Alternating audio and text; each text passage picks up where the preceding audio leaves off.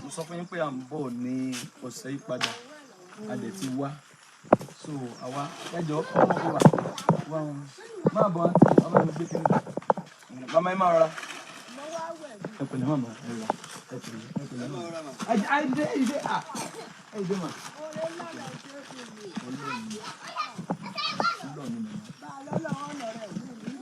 bí ẹ bá ń wá ṣọ́ọ̀bù ẹ wá ṣọ́ọ̀bù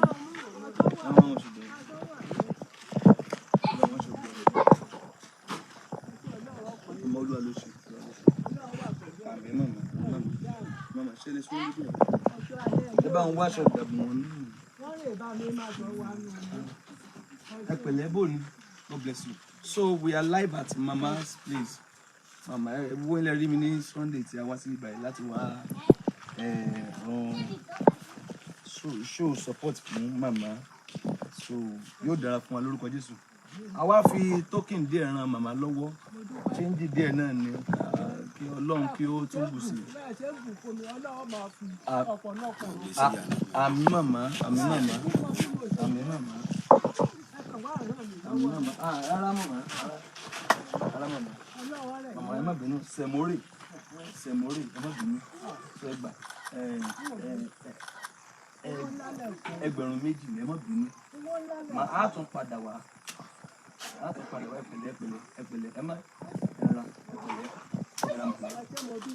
kí ẹ bá wa gbàdúrà fún màmá yìí kí àgbà wọn dalẹ̀ kán dẹ̀ má lo ọjọ́ ayé wọn yòókù nínú ìyà kán má lò nínú ìpọ́njú kí Ọlọ́run kó lọ́rẹ̀ ẹ̀mí wọn kí àánú ńlá kó dẹ̀ dìde fún wọn irú àwọn ọmọ báyìí wọ́n yẹ fún àánú kò yẹ kí bí máa parú wọn kò yẹ kí ìyà máa jẹrú wọn so kí la mú wá láyé kí la mú lọ́run sáfẹ́ kọ́lé sáfẹ́ gbé lọ́run so béèyàn bá ran irú màmá yìí lọ́wọ́ ògo ni fọ́lọ́run ẹ̀yin màmá wa náà ṣe ìrẹ́ra mọ̀ ẹ pẹ̀lẹ́ ẹ̀yin náà ò ní bínú Sẹ̀mórè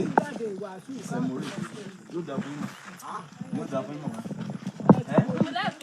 màmá mo mà ọmọ mi mo fún yóò dà fún yín God bless you ẹ pẹ̀lẹ́ ẹ má bínú ẹ jẹ́ n fọ́mọ mi ní ṣéǹjì ní bá ń fọ́mọ mi ọmọ mi ní o má wọlé àwọn òkúta ìkéǹde ẹ ṣé so God bless everyone. We are here live. A tún lọ sí ibòmí and a court live here. Sunday wọ́n máa rìn ṣò níwájú díẹ̀. So à ń lọ sí village mi. A tún fẹ́ lọ rí àwọn arúgbó tó wà níbẹ̀. Ṣé bí ìjà alápàtà ìsàlẹ̀ àpáta? Ṣé ọ̀nà ó dà ní? Màmá Ọlọ́run ló ṣe o. Sọ́nà ti dàbí ká gba ìgbàgbọ́ àdé. Ọlọ́run ló ṣe màmá. Ọlọ́run ló ṣe.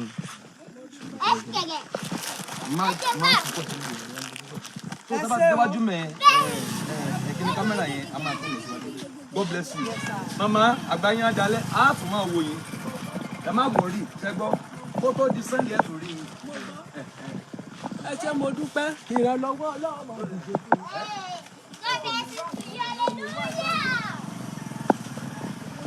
Mama, ẹ má rọra o.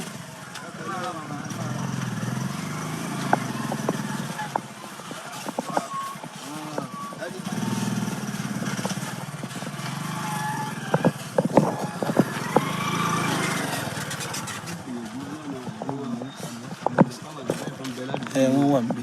Ẹ jẹ́ ká face camera yẹn báyìí. So, yeah, jókòó báyìí. So we are going to the next neighborhood. We are going to the next place. We are going to the next place. À ń lọ sí ìsàlẹ̀ àpáta. God bless you, Mama. Ẹ rá máa o. God bless you. À ń lọ sí ibi kejì. God bless you. Ó ṣe gbà ó dẹ̀ pa máa wọnú kíní ni o.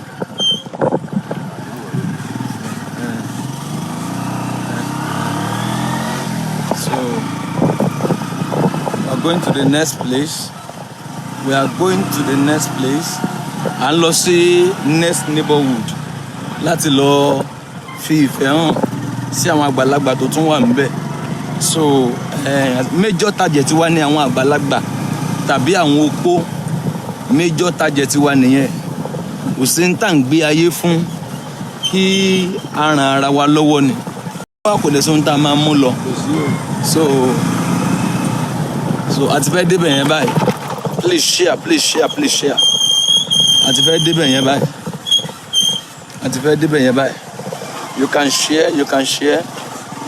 share a máa lọ gbọ́ wájú yẹn ṣe so you can share God bless you can share àti fẹ́ dé ibi tá ń lọ bẹ́ẹ̀ ni ìyànà bẹ́ẹ̀ ni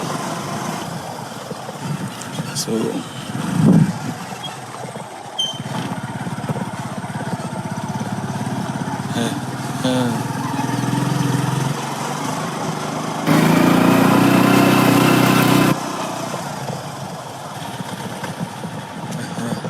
ẹja lọ wájú ilé ìlànà ti dúró ẹgbẹ́ wọn.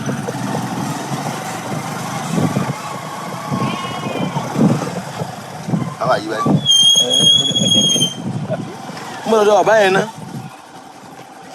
Wo bàbá arúgbó báyìí mo lọ́dọ̀ wọn arúgbó ibi ìkọ́ bàbá arúgbó kan wà níbẹ̀. God bless you ma. Ẹ ra ma. Bàbá. Ẹ ra aya. You can share. You can share.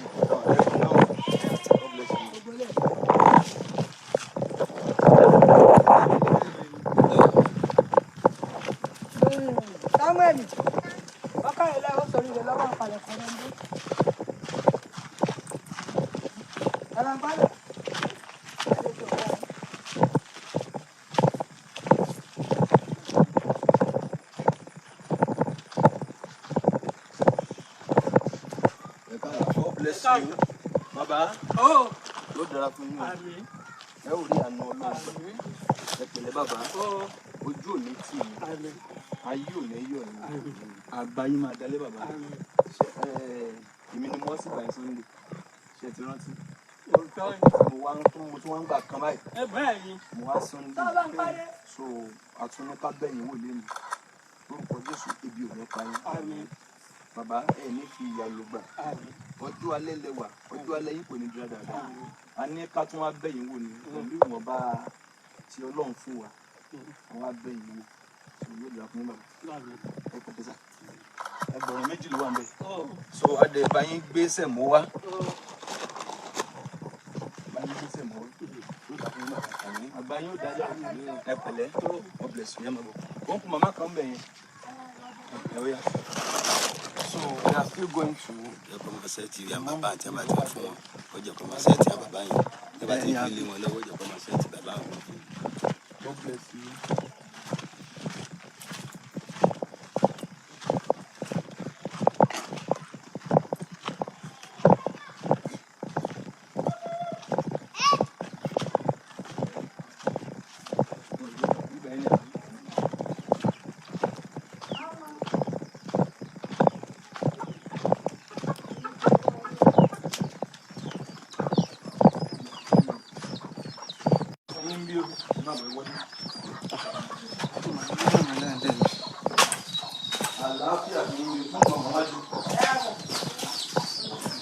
Mama era mal.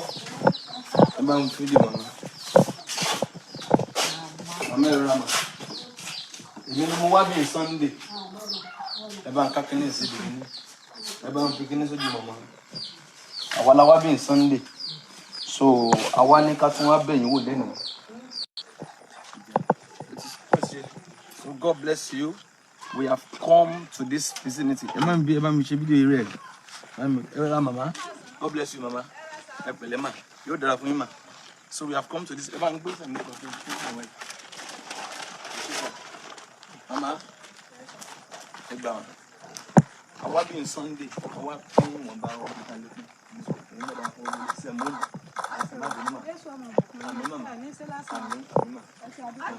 So God bless everyone. Ẹ má bọ̀ mama ẹ wá gbà.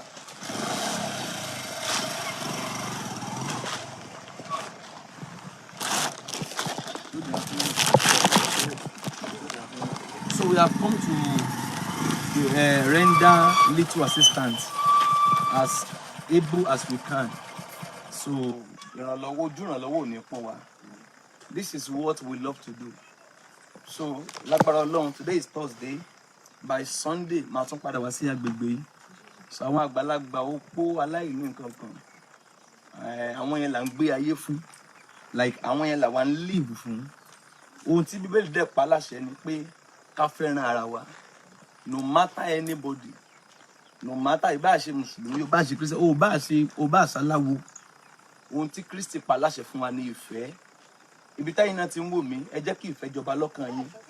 Ẹ nífẹ̀ẹ́ gbogbo èèyàn. Ẹ jẹ́ kí ìfẹ́ ó reign. Let love lead. Má rò kankan nípa ẹnikẹ́ni. Ohun téèyàn ò bá sọ, jẹ́ kí wọ́n sọ.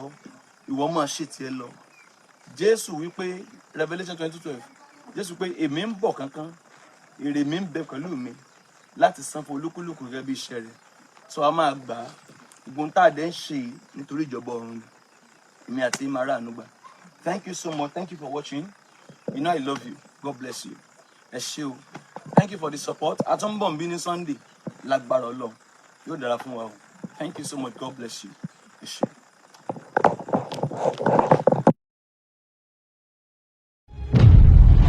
Yorùbá Gbayì TV ẹ máa share ẹ kẹ́dẹ̀ máa subscribe síbẹ̀ toró gbayì púpọ̀.